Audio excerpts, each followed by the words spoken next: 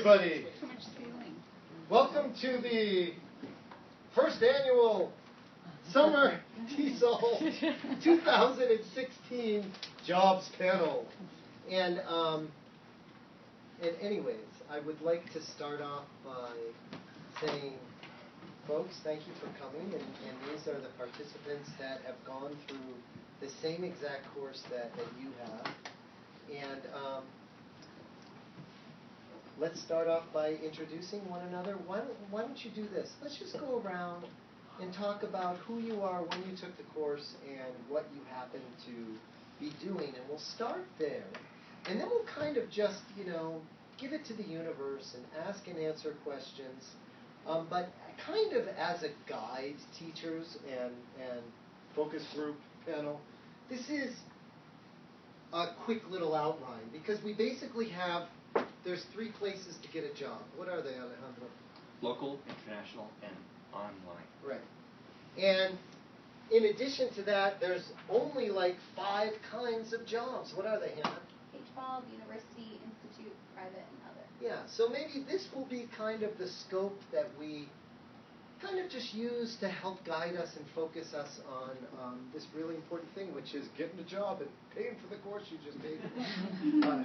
All right, so let's start off with you, Laura. I'm Laura Bank, and I took John's course, or the TESOL course taught by John, in 2007 in the summer. And for 2 years, I taught in the community of Santa Fe, in people's kitchens. I actually had the good fortune to run into a woman who was a matriarch, really, an immigrant, with 9 adult children, and all of her children wanted to learn English as well as their teenagers and grown children. So I really had all I could handle by going to each kitchen and just charging gas money, and it was wonderful. I really loved it. And then in 2009, I was hired at the community college to teach ESL. And during 2010, I applied for an additional administrative job, which was part-time, 20 hours a week, continuing to teach, and I've been teaching there ever since. And then recently was hired in November as the manager of the ESL program. So we have classes starting at the end of August, and we have new student orientations. 14 of them are scheduled, starting on Monday. So I'm thick into the process of getting this all ready to go. But I have a wonderful group of teachers, and of course the students are what we love. Just really look forward to having the students come back and get into their classes, and it's just so much fun. Thank you. And folks, if you notice, I'm just passing around this microphone, and this is just so that we can pick up your voice. Monsieur. Hi, good afternoon. My name is Kevin, and I started at the community college as a volunteer teaching ESL a number of years ago. Then in 2002, I took one of John's courses. They had some free classes you could go to, and I was very fortunate to go to that class. And then I started, 2002, been a few years ago. And then I volunteered a whole lot more after that. And in 2005, I tried to go to Eastern Europe. That didn't work out, so I ended up in China. And I taught in China 8 of the last 11 years. And I started in a high school, vocational school there, sort of a lower level school, because it was quite good. I got to learn a lot about the Chinese student at that level. Then I taught 5 different schools there in China. They call normal college, a teaching college, all sorts of majors, chemistry majors, and teaching Chinese as a second language majors, and university professors going abroad. And it was a wonderful experience. But, I'm going back in November, but my year-long journeys there are over.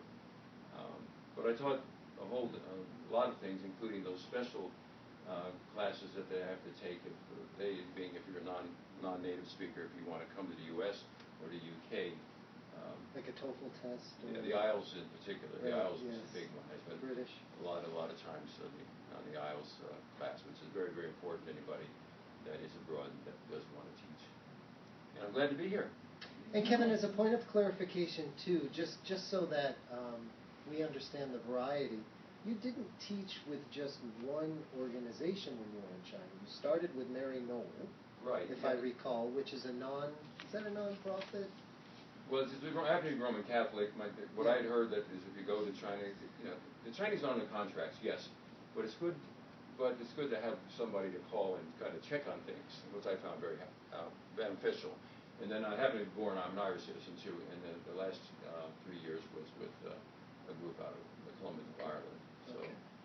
I was with them. They worked out of Hong Kong. But in this case, having a group says, if I said, this is kind of strange, but is it okay? Yeah, it's okay. That's okay. Good. So you felt a little safer, kind of a little. I did, and then there was sort of a community. The people like the Peace Corps and some other groups will have that, but we had, in common, there was 3 or 4 of us, and it's a little bit easier to knock on the door if you're the same group. Right. So that was, I found quite beneficial to go with a group. A lot chose, not to, but I liked it. It worked for me. It was a wonderful experience. Hello everybody, my name is Schneider, and I guess my first experience with teaching English as a second language was actually just to facilitate a conversation group. About 20 years ago, I was living in Switzerland at the time, and I had not had any formal training. I was interested in formal training, but my children were small and I couldn't really get the training that I was interested in. I subsequently moved to Asia, where I worked for a while as a docent in a museum. So I suppose that was kind of a teaching-like experience. I also moved into aromatherapy, taught some classes doing that. And when I came to Santa Fe, like Kevin, I joined Literacy Volunteers.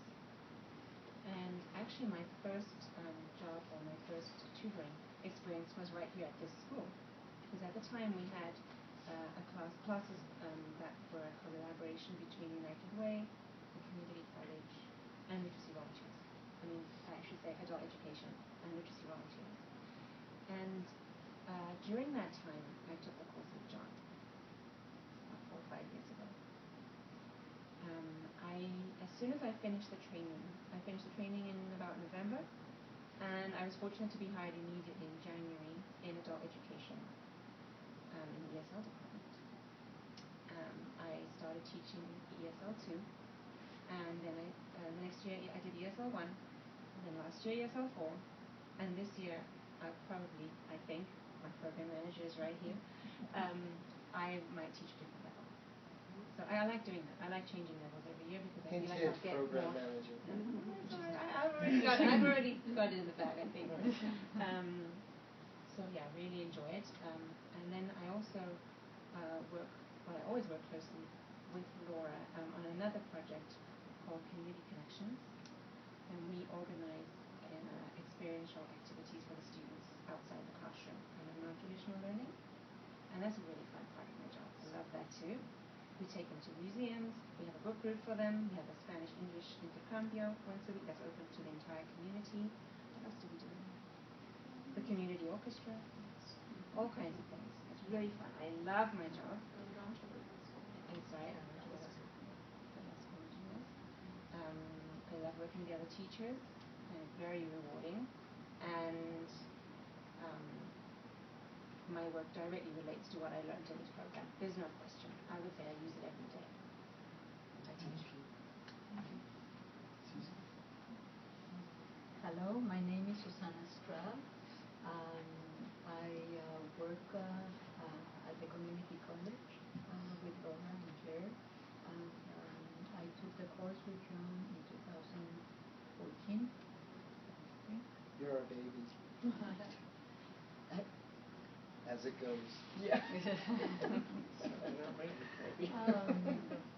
But before that, I worked for Literacy Volunteers of Santa Fe for 3 years. I was helping a lady get her elementary school diploma, but also at the same time I was helping her with her English because her teacher moved, I think, to China or something. And so then after finishing the course with John in 2014, I was very lucky to, just a few weeks after, I was able to get a job with adult education. And I've been teaching, I started teaching ESL 3. I personally didn't like teaching ESL, I was teaching ESL 3 and ESL 1 at the same time. And I found that in ESL 3,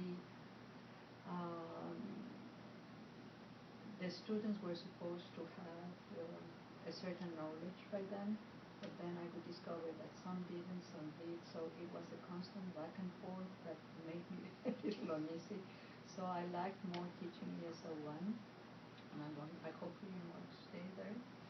And I feel more comfortable because I feel it's like a blank page where I can program how I go along, and that's basically. And teachers, what's really wonderful about this is we're hearing, or at least I'm hearing, a variety of different facets to this. One is the place, could be the country. One is the school within that country, and the other one is the class that I either choose to teach if my employer gives me the option, or the class that I'm hired to teach, and how I feel about that. And these are all things that when we start looking for employment or begin our own schools, these are things that we want to consider. Right? So yes, Esta, who, by the way, I have to mention because I'm sure you were introduced to Caleb Gattegno in this course. And Esta had the privilege in the 70s of being in one of Caleb Gattegno's workshops, right? It's true. So. Okay, well, hello everybody. I don't remember what year I took the course in anymore. 2006, 7, 2000, somewhere around there. Which was totally inspiring, and I was ready to go out and conquer the world with English. Well, that's a bad way of putting it, especially nowadays. But my first job was at Northern New Mexico, which was then Northern New Mexico Community College. And it was a half-time job, 20 hours a week, teaching 3 different levels to mostly Mexican students, also some other Latino students. And it was a lot of fun. The students were absolutely, I don't know, when you leave this country or you work with people from another culture, you discover how appreciated teachers are. They just love, if you're teaching them, they're so appreciative.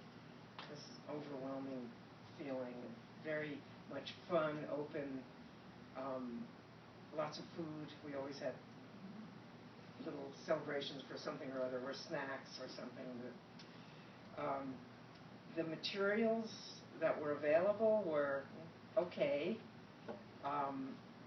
You could adapt them. Every time I got a job, I went and talked to John about how to handle it. This is the book, what do I do?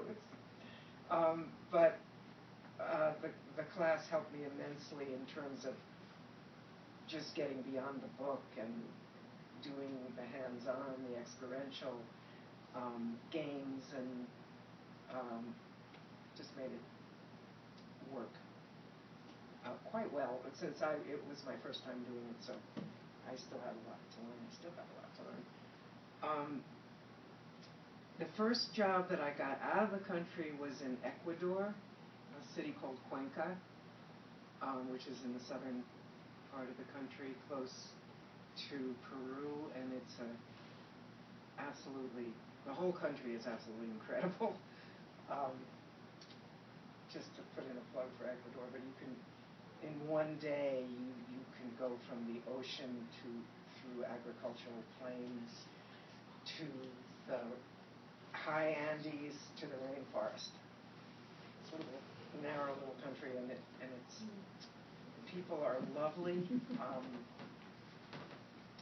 I taught for an organization called CDI, which stands for, I never remember what it stands for. Wrote down here somewhere.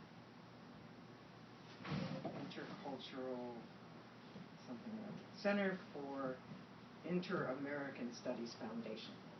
And it's a school that does a variety of different things, and the part that I was involved with was teaching English to elementary age children, teenagers, adults, and sometimes privately with adults, one-on-one.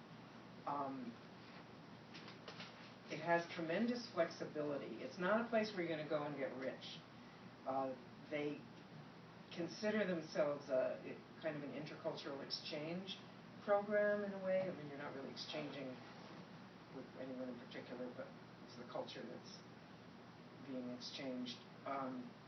And this helps them get around the challenge of working papers and visa stuff requirements that seem to be getting more and more difficult as time goes on. I was paid something like $7.50 an hour, or I think I have a master's degree, so I think maybe I got $8 an hour, which was plenty to live a really wonderful life in Cuenca. Not to travel anywhere you wanted to, or stay in hotels or anything like that, but as far as your needs, very, it was lovely. It was perfect amount of money for me. People were, should I go on and on like this, or? You want to just go and share the other two places, Yeah. and then we'll open Okay. it up and they can ask more Well, questions? it's only, the next place I went to was Vietnam, and by that time I was older, and I was sort of struggling to find positions where they would take somebody of my age. That's something to be considered. So I got a job in a private school. Vietnam is full of schools and opportunities to learn English. It's like the government has put it very high on their list of priorities. In fact, they're requiring teachers to pass tests in English. There's a tremendous need there, and they regard it as part of their economic plan for success. I didn't know very much about the place I went to. It's called Tam Kỳ. It was in the southern part of Vietnam, not too far from the South, what we know as the South China Sea, which has been in the news a lot lately. It was an interesting, fascinating experience on every level. For me, there were a lot more challenges culturally, naturally, because it was a culture so different from my own.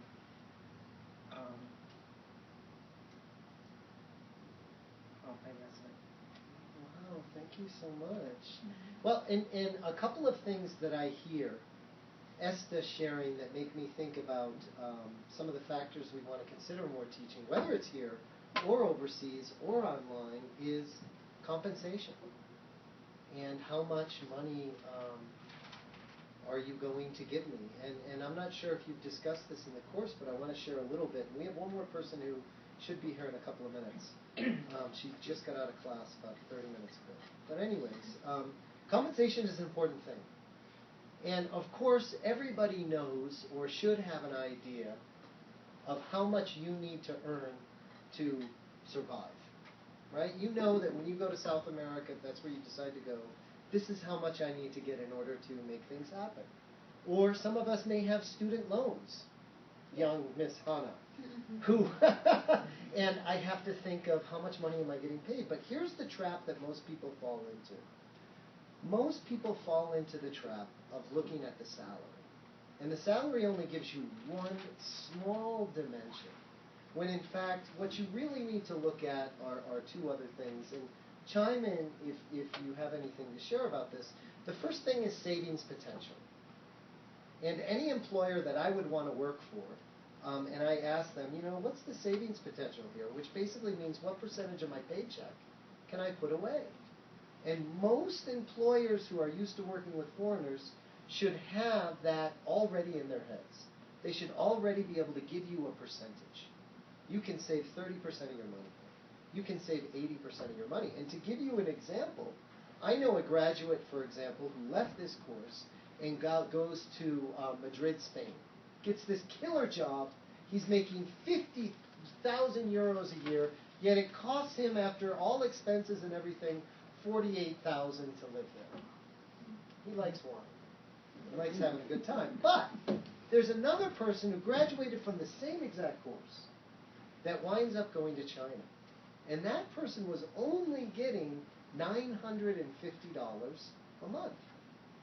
Yet, the person who went to China wound up saving almost his entire salary because he had room and board tossed in there. His plane ticket was paid for, and there were other things. There were no taxes. The government paid for taxes. So, part of what I need to do when I look for a job is ask for the savings potential. And the other part is to look for what kind of other benefits are you giving me? Are you paying for housing? Are you giving me health insurance? Or if you don't give me health insurance and I get hurt, will the school cover the costs? Now, I don't know how that was with, I imagine, was it Mary Knoll that would cover that, the health aspects of it? Yeah, and university as well. And did you also, in addition, get additional international insurance? No. Okay, because a lot of people wind up doing that, and I don't know if you have done that, Linda Marie. But you can, Google international health insurance, and you'll get a whole slew of things. And I'll just say this really quickly is call SIT. You're a SIT alum now. You should be able to email or go on to SIT's health website and talk to the nurse. And if you're going to China, she'll tell you what vaccinations you need to get. And they also, on SIT's website, have information about international health insurance if that is something that concerns you.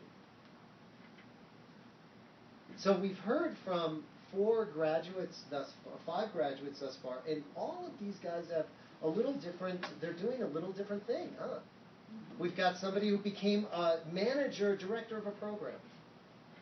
We have a couple of people who have volunteered and stayed volunteering or gone on to teach at the community college or community colleges. And also people who got jobs through a nonprofit. And I can't remember, how did you wind up getting, was it just Dave's ESL Cafe or? Well, someone told me about, said they met somebody Okay. out there, something like that. Right. My other one came, SeriousTeachers.com. Okay. So, and I have a host of websites that I'll make sure I send to you if you're interested in getting online and finding jobs. And just to close out this before we open it up for questions, I think I've taught in about 6 or 7 different places around the world as well, both short-term and long-term. And while Kevin is our long-term guy here, he's been teaching. And how long was your contract for a year each time or 2 years? 1 year. 1 year. With the Chinese government, yeah. Right. Whereas yours was a semester? 6 months. Okay. So you have this whole gamut of time frames that that you can be hired for. And that's the beautiful thing about this field is it's big enough for everybody and their dreams. So what sorts of questions come to mind as you were listening to some fellow alumni? Kevin, how did you find your work in China? You mentioned Marino. How did I find it? Literally, Yeah. I What's his name? Was it Ben? Was it Yes, the guy Ben. that went? He went to China too. Taught at a private. Yes. He was in Moldova, in Eastern Europe. And Kerry. He said, well, come over to Moldova. Well, the Moldovans are pretty administratively rather slow. And I wanted to go somewhere, and I, again, happened to be Roman Catholic, so I contacted Marino. They wrote me back, and I said, well, I'm going to be in New York in 2 weeks to visit my daughter. Let's meet. So we met in Chinatown, of course. And I said, when will I hear from you? They said, hear from you, you're hired. And off I went. So it was pretty straightforward. Rather, I didn't have to go through very many. So Marino has a language program. Well, they don't have a language program. They have agreements with Chinese universities to place teachers, and and this other group I was with too, the Colombians, they have a pretty good reputation. And the advantage, of course, of the Chinese university is at least some screening. Somebody's met this person and could speak on their behalf. Does it always work? No. Some of the ones they just find online, are they great? Yes. But they have, it's sort of like with the Peace Corps. They have confidence. At least in the university I was at with Peace Corps volunteers, they have some confidence that somebody at least can vouch for this person, which is, it's very, very difficult for them to hire sight unseen. Now with Skype and things, they can interview, but it's very challenging, I believe, for the Chinese universities to do that. And again, I was placed first in a Chinese high school for 2 years, and I was with some Chinese businessmen in Hong Kong, but yeah, it's very difficult. But that was the way I did it. It was pretty remarkably easy. And one of the things that this reminds me of too is that there are basically 2 ways to get a job. Way number 1 is I get it before I go, and there are pluses and minuses to that. Way number 2 is I go and I get it when I'm there, and there are pluses and minuses to that. That's what I'm thinking of. I will go first, and then think about it. Maybe get a job there. Yeah, and that's a wonderful way to do it because just as Kevin said, these employers are spending a lot of money to hire a teacher. And employers have discovered that it can be really easy for some 20-something native English speaker with a TESOL certificate to wake up in Hong Kong with a hangover one day, decide that I don't want to go teach at that school anymore, and leave. And while these institutions are used to people bailing on them or having to fire an employee because you weren't what your resume said you were or for other reasons, and they're short a body in the classroom. And that hurts a lot. So they take a lot of care when some institutions do. And other ones, as long as they know you have a pulse, they're going to hire you. Right? But then you need to decide. If you're not over 45 in some places. In some places, exactly. And that's the other thing is when in Rome, do as the Romans. And while we have things such as sexual discrimination and ageism and all of this stuff in the Western world, they don't in many parts of the world. Right? Kevin, can I ask you what happened with Eastern Europe? Like, what was your experience there? Was it just like a challenge? Oh, I just decided you didn't want to do it? No, it just took forever. It was just the process of Yeah, trying it was to just, get it. it just went on and on and on and on. Right. And I knew somebody there. What's his name? Kerry. I knew this guy that was teaching there. He said, come on over. Where specifically in Europe were you looking? It was Moldova. Okay. It's a funny little The country. great totalitarian Poorest country in Europe, between Ukraine and Romania. Mm-hmm. And they're fighting, they have separatist movements and all sorts of stuff. Right. So I thought it'd be kind of fun. Yeah. Kerry's probably the vice president now. Yeah. And that was only for like a summer or something. Then I ended up for a much longer period elsewhere. Right. So, and that brings up 2 things. Is thing number 1 is there are a lot of short-term gigs, and any sort of summer vacation, winter vacation ESL program is a cash cow for any university in the world. So, if you are looking to, maybe you don't want to live overseas right away, but you want to get your feet wet. What a wonderful place to look is in this hemisphere in the summer and the other hemisphere in the winter. And so if you want to go to South America and teach in their summer break in the winter, great time to do it. 4-week, 6-week commitment. Summer camps, they have summer camps. A friend of mine used to go every summer to Korea. Very intense kind of experience, but she liked it. I think sometimes also your nationality plays a part. Some of the ads I've seen for working in Europe, they require an EU passport. That makes it easier. It's not to say, it's probably not impossible if you have a US passport, but it would be easier. It's very hard. Yeah, I would think so. So that would be an advantage. I have a EU passport, so that helps.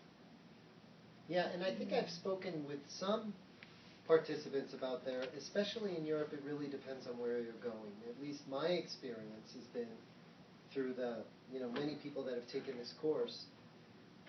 If you go to places like Spain, Greece, and Italy, those countries are less likely to follow the rules as strictly as, let's say, Germany. Imagine that. Hard to believe.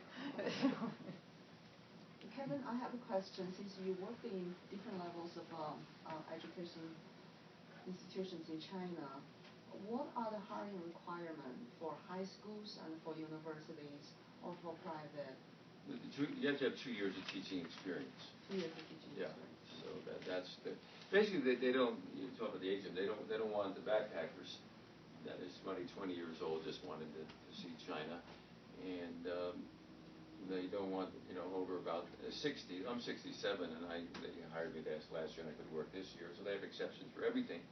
But what they want is a 38-year-old responsible executive between he or she that has a the people that show up, aren't, and I tell the Chinese, they're not normal people. How many are married? How many have kids? They're all divorced. They're a wreck. That's why they're there. That's so they, they're not normal in that regard. That they're delightful people, but somebody who works for Ford Motor Company or something, they go to kids go to international school. They're different world. Are they normal? Hmm? I wonder if those people are normal. The ones who work with them. Well, I don't know. They're more normal in terms of typical American family. Well, none of us had kids that were there and that sort of stuff. So are you still a Chinese citizen? I'm a U.S. citizen. You're a U.S. citizen. But I have family in China, and I'm going to move back there very soon, in August. Okay, and where, if you don't mind, where? Northwest part of China. Northwest? Yeah, Lanzhou, that's my hometown. Okay. Wow. Yeah. Oh, I know. Frontier. Yeah. That's where I'm going. That's interesting. Yeah. Northwest, okay. Have you ever taught in that region? I was in Chongqing. Chongqing, oh yeah. Near Chengdu. That's the southwest area. Yeah. I had some friend that taught up there. Yeah. And at a minorities university, or they call it, up there. Yeah. Up there. So you're going to go and with an American, you're going to try to start what are you going to do? I already got a visa. That's a family visa because I have family there. Okay. So that's a kind of special treatment for people like me. Okay. And I have a special visa to go there. And after I get there, I'm thinking about to teach on my own. Since I don't have teaching experience, that 2 years is very bothersome. 2-year requirement. But I think I can work for a private English school. That shouldn't be much a problem. But I really like to work for a university or high school if I do work for someone. Eventually, I still wanted to work for myself, certainly. Well, I would just say the Chinese are, you can be rather creative about your 2 years of working experience.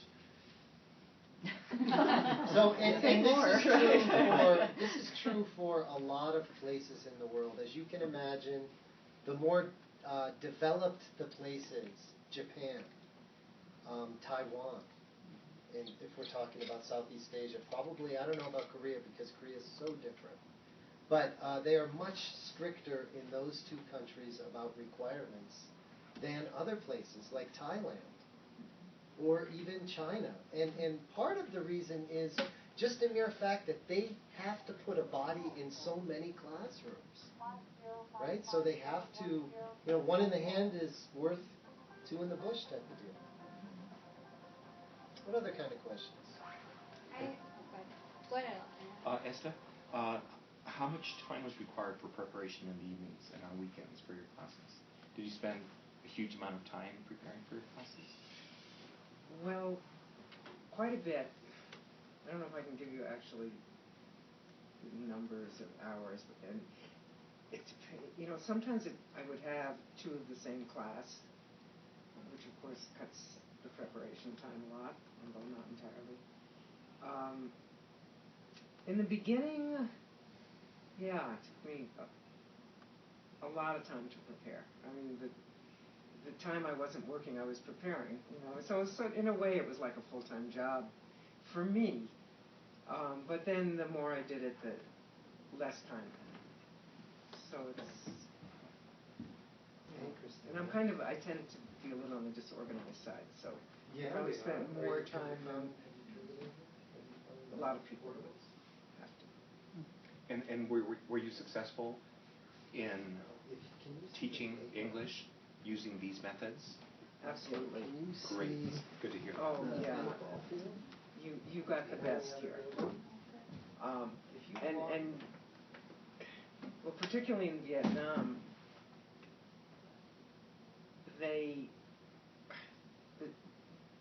teachers who, you'll find this probably in a lot of Asian countries, but the teachers themselves have had terrible, very regimented education with no conversational ability is very limited in a lot of ways, even though they've had all these years of training. They're book trained and paper and pencil trained, a lot of struggling with pronunciation. And to me, that's like Vietnam, for example, that's what they need the most, is for people to come in and work with their teachers. And I think they're beginning to realize that. So, if you're interested in working more with adults, that would be a place to look for opportunities to do that, especially if you have had any previous experience in training. And they're just dying for it. The problem is that the school that I ended up in, it was a business. It was a franchise. It's sort of like somebody taking over the McDonald's in Espanola or something. And they meant well. They wanted to bring English to this little small city of Tam Kỳ. But they absolutely knew nothing about how it was mostly for young people and children, how children learn, or how students learn, how people learn another language. So sometimes it was conflictual in that sense, because I really wanted to share what I knew would work. And I almost had the opportunity to work with the teachers, but the school was struggling financially, and it didn't work out so well. But I wonder how it works with in teaching in an Asian country where the way your people write is not using the alphabet that we use, and how you in Vietnam, they had a bit of a head start on that, because Vietnamese is in our alphabet with a few Roman alphabetized. Yeah, a lot of different accent marks. Yeah, that's true. I have. And different pronunciations, of course. But yeah, with the different alphabet, you've got to start at the beginning. So, and Esta mentions a couple of things here that I think are really important. First and foremost, this sense that, if I'm a new teacher, and, Hannah, you can really speak to this in terms of your experience as a public school teacher, going and teaching every day, you got to put your dues in when it comes time to lesson planning. And part of that is recognizing that first year, there's a big steep learning curve before all of a sudden you get to the point where, you just do the ECRIF in your head or the PDP in your head as you're walking down the hall to class. And the second thing that Esta mentioned that I also think is really important to consider, or three things I want to say. First thing is, if I'm getting hired to do English 1 5 times a day, that might be more appealing to me than doing English 1, English 2, English 3, English 4 different classes once a day. Because if I'm doing 4 different classes, how many preps is that? 4. If I'm just doing 1, that's just 1 prep in many cases. And you can attest to that, right? So it's also something to consider when you're thinking about compensation. And what's your goal for going there? Are you going to, let's say, Guinea-Bissau so you can improve your Jula? You want to speak better Jula? Or are you going there to make money? And if you're going there to make money, then the chances are you want to work as much as possible. And if you're going there because you like the culture and you want to learn the language, chances are you're going to want to know how many hours am I going to be expected to work. And the fact of the matter is the world average is probably around 20 hours a week. Is considered 20 contact hours as a full-time job. And yet in Asia, you will find that it's probably more like 25 to 30, right? Or maybe in the university it's different. But if you look on the schools, that's probably what they're going to give you, more or less 25 or 30. And Christina can share her experiences, where here in Latin America, it's more like 15 to 20. Can I just say one thing before I forget it? And that has to do with learning the language wherever you go. And I knew Spanish already. I was fairly fluent in Spanish before I went to Ecuador, but I did not know Vietnamese, and I considered myself like a really good language learner until I went to Vietnam and tried to learn Vietnamese. But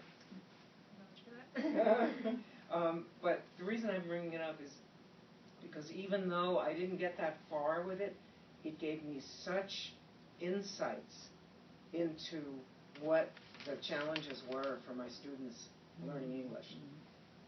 So even if you kind of go about it and you don't get fluent or anything, but just learning about how their language works,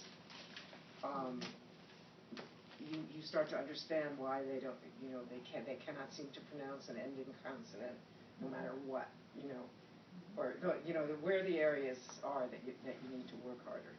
So, and this is interesting because we have people that go to a country and for X number of years, and they walk away really fluent or really comfortable in the language. And we also have people that work many years in a country and they never get fluent in the language. Folks, I want to introduce Christina, who's a little late. And Christina, why don't you share with us when you took the course and what you've been up to since? I took the course, I think it was spring 2013, and then about 5 months later I went to Vietnam, and I taught in Vietnam for 2.5 years. I just got back in April, and so while I was there I taught elementary school, like 6 to 10-year-olds, in what they call an English center. It's like a private institute, and also in the public schools. And then my second year, I taught at a different institute for Vietnamese students preparing to study abroad. What centers did you work from? ILA and YOLA. What was the second one? YOLA? Well, ILA has a very good reputation. Yeah. Unlike the one And when did you get back in the country? In April, just 3 months ago. Okay. So it's pretty fresh in my mind.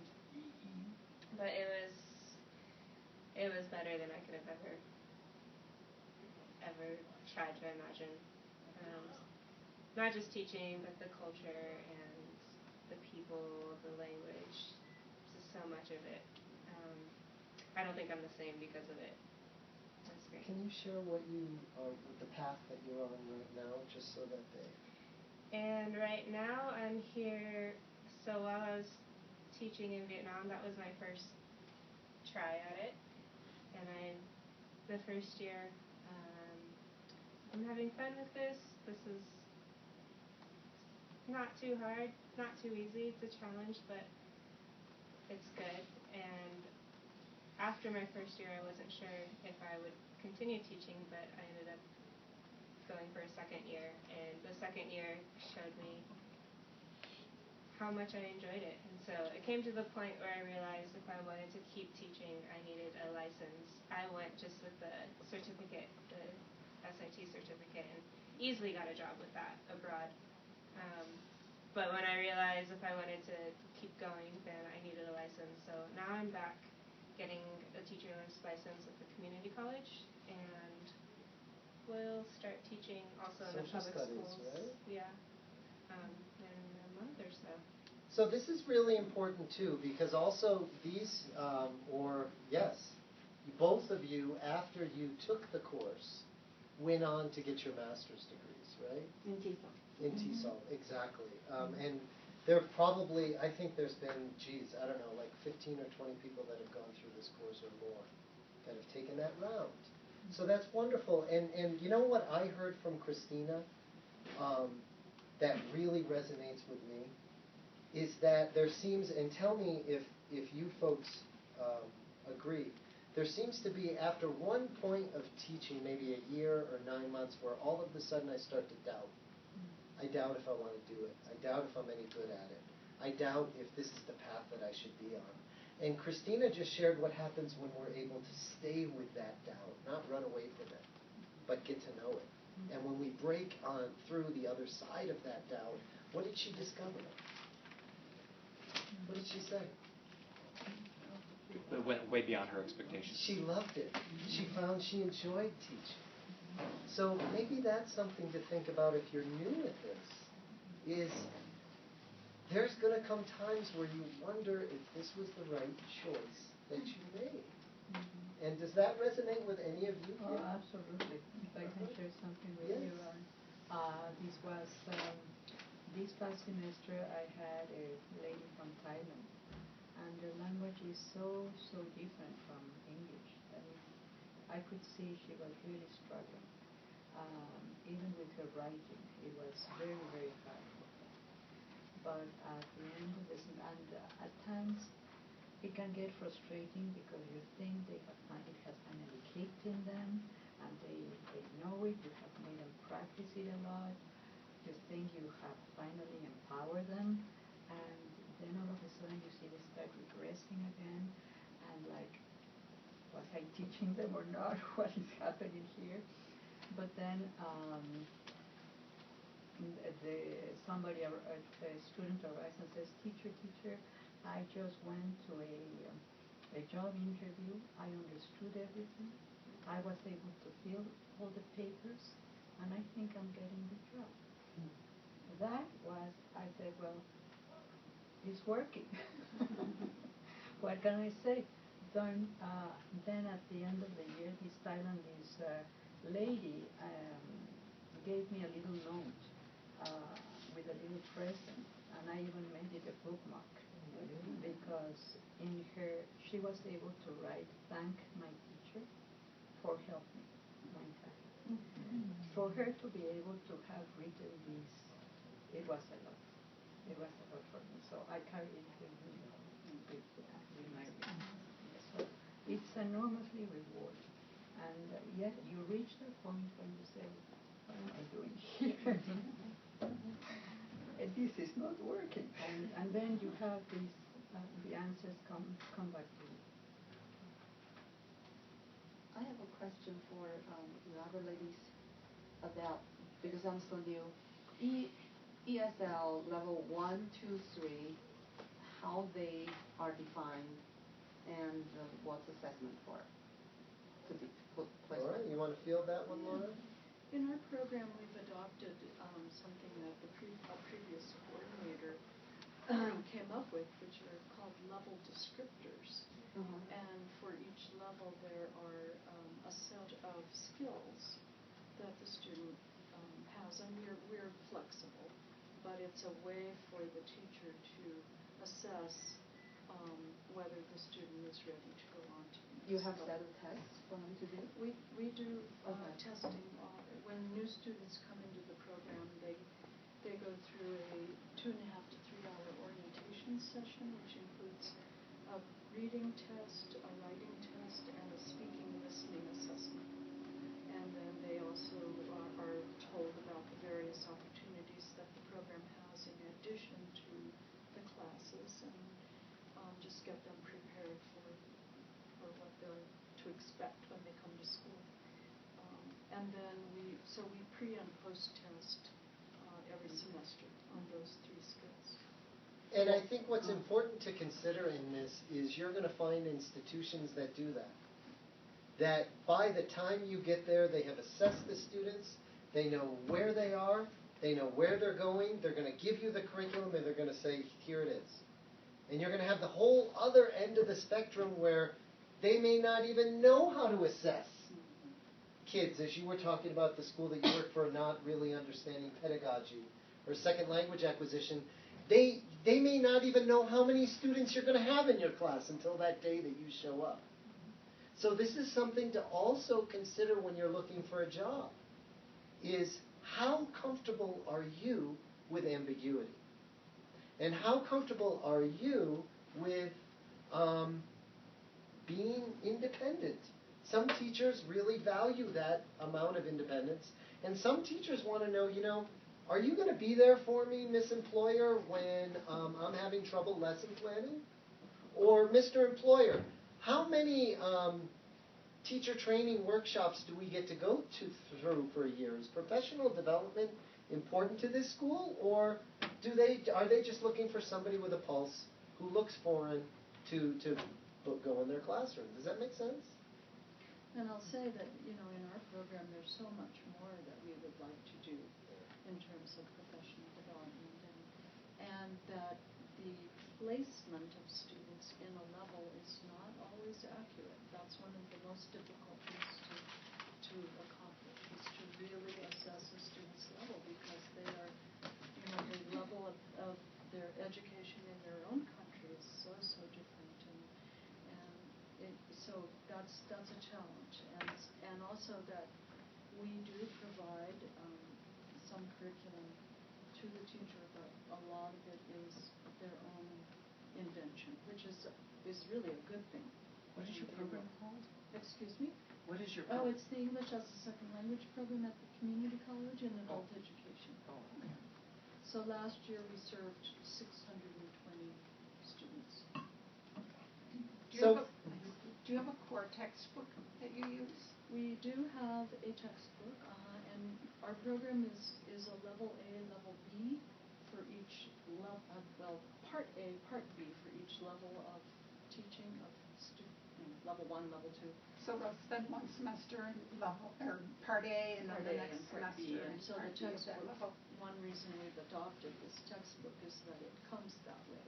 It has a part 1 and a part 2. May I ask what book it is? It's called Intercondio Uniting Communities. Is that the Colorado? Yes. Yeah. Intercondio. And that's free, by the way. Is it still free or no? Oh, no, it's not. Okay, it's not It's free. not free, but it is inexpensive enough that Yeah. we are able to give it to the student. Yeah. And that's the other thing, teachers, is that's another question I would want to ask my employer is, what's your curriculum? What sort of textbooks do you use? Because some employers are going to say, you're the native speaker, you figure it out. And a lot of employers are going to say, well, here it is. And this is what our students need to know, because at the end of the year, they're getting a test to decide whether or not they go on. And if you like that, having a book and not having to create everything, then that's something that you should consider. Yeah? And these books also come with a teacher's guide, each one, and that's quite helpful. And I think a lot of their suggestions are very closely aligned with TESOL practices, I would say. Do you use that much, Laura? Do you use Susanna? Yeah, I'd say it's quite compatible with the way we've learned. So any other questions, folks, or yes? Esta, Can you speak to the ageism you experienced? Was that in South America or Central America primarily? Well, it started off, I was trying to get a job in Mexico. That was what I initially wanted to do. And I went to a website which had particularly for teaching in Mexico. I can't remember what it was called anymore. And I got some responses, and one of them I was really excited about. It was kind of a community college in the state of Oaxaca, and I was interviewed, and I actually wasn't interviewed. I sent in my resume, and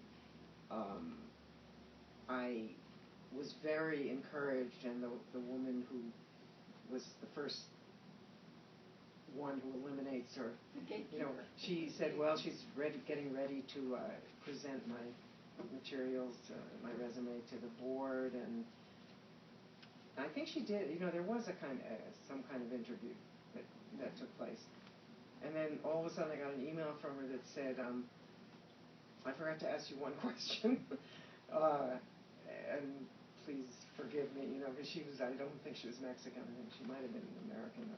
She said, but I have to ask you this question. How old are you?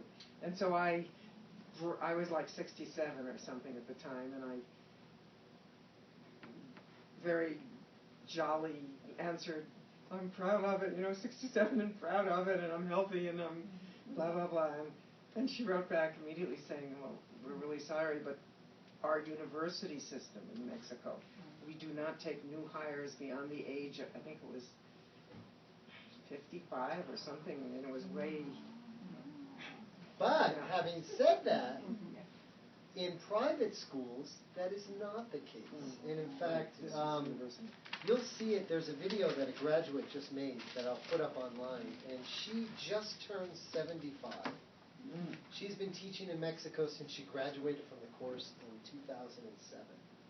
And on her 75th birthday, she got a new job at La Universidad de La Tech, which is the Monterrey Private University in San Luis Potosí. So part of what I'm saying in there is maybe just like anything else, for every no you'll find a yes. Or for every two no's you'll find a yes. I just have resume questions left, I feel like. So I feel like I came from like kind of a different avenue towards this course maybe than previous people that have taken the course. I was an education undergrad, having a master's in elementary education, to teach for America, taught for 3 years. I feel like this is the piece that like, if I apply abroad, just like apply to schools that I think are really neat, and I applied to this incredible school in Thailand that I think is doing really cool things, having them think of Buddhist principles, all these facets, but kind of the piece that I was missing was this teaching English as a foreign language and having that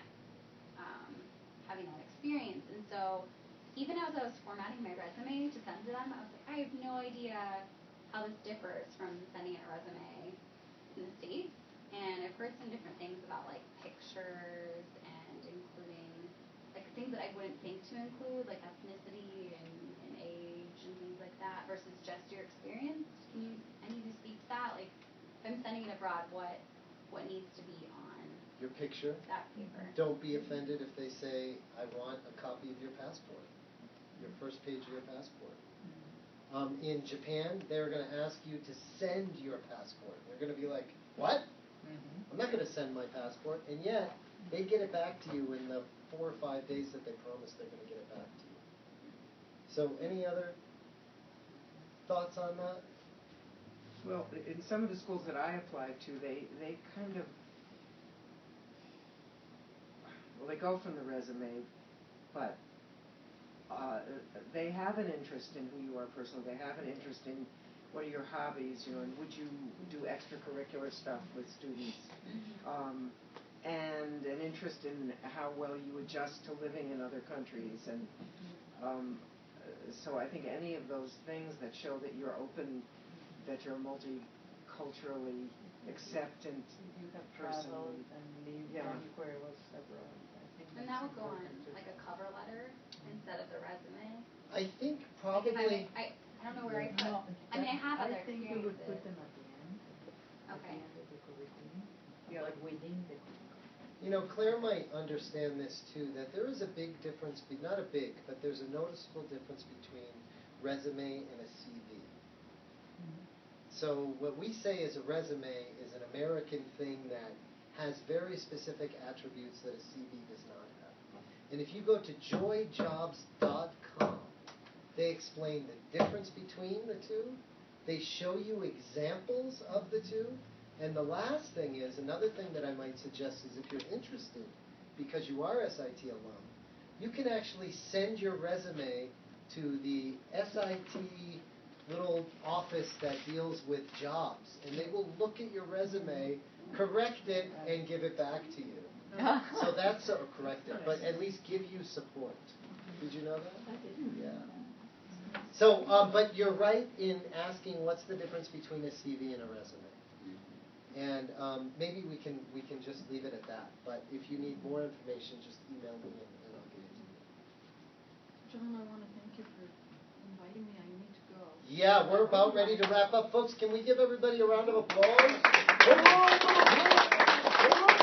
Pass out this flyer, which is, as I said, our classes are coming up. If you know anyone who might be interested in learning English, and we are not limited to, Spanish speakers in our classes. I taught a level 2 class last year all year, and I had, and Claire is inheriting that, I think, my wonderful group of students. But there were students from all over Latin America, including Brazil, so there was Portuguese and Indonesian, and then Taiwanese and Ukrainian, and there's always that random Russian bride.